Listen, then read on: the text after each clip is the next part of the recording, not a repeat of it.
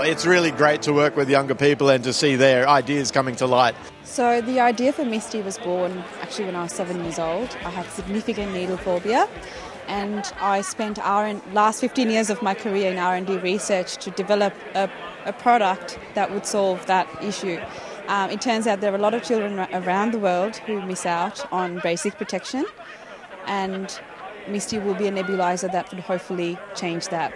All of the finalists tonight seem pretty practical and they cover a broad range of applications, but they all have some level of prototyping going on, so it's pretty exciting to see what they've got to show us. Misti was interesting. There was some good research that had already been done. There was some proof of concept and obviously broad applicability. What was interesting for me was the opportunity for, maybe varied drug delivery. RSV, for instance, is quite an issue right now. I think a worthy winner.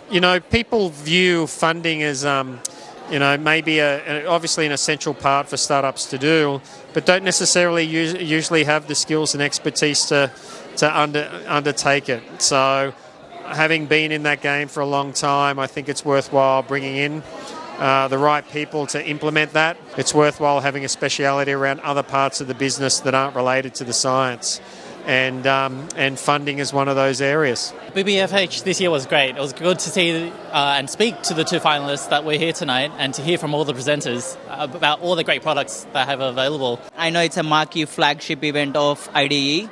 It's so much to take away for the young startups for the event. I really enjoyed the presentations and as well as the great people whom I meet on the floor today. I'm very excited about the community that we are fostering here. It was a great night. Oh, Alex, look, it was so special to be back here in person again. We held this event last in person in 2019.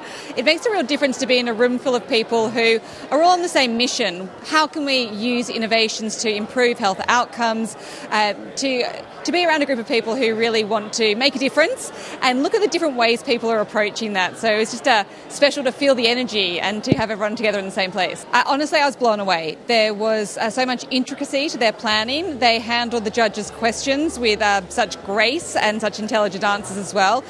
You don't just have to think about the research and development, but commercialisation is an entirely different side. You might be brilliant at coming up with something, but bringing that to market is a whole different ball game. So I was really impressed about how teams have thought through both aspects of that process and just the timescales involved. The winner tonight saying that she's been working on this for 15 years. You can see the dedication that goes into this. I think it's really quite unique what IDE Group does here in terms of really making sure that all of the finalists, and I think most of the entrants as well, feel that IDE is actually invested in them, cares, wants to follow through their journey. Often when you're starting out with a business, confidence and reinforcement can go a really long way. You don't know if anyone cares about what you're doing. And I think it's nights like these that really show people that they're on the right path and they should just keep going.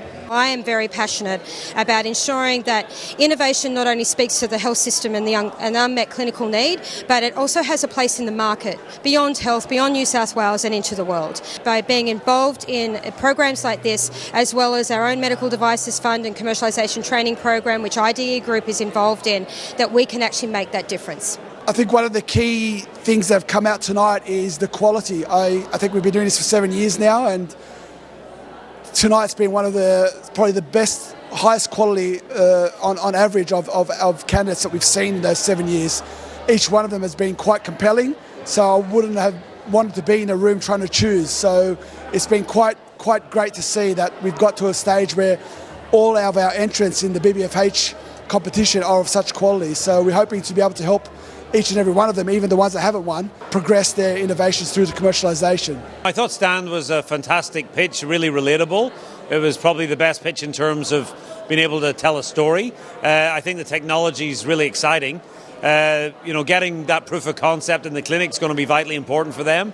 But if they can do that, I think, really good opportunities there. At IDE, we love working together to build better futures for health. And essentially at its core, that's what this event is about. Working together with partners, and in this case it's the applicants for the Building Better Futures for Health Challenge, and working out how we can work with them to build a better future with the innovations that they're trying to bring to market.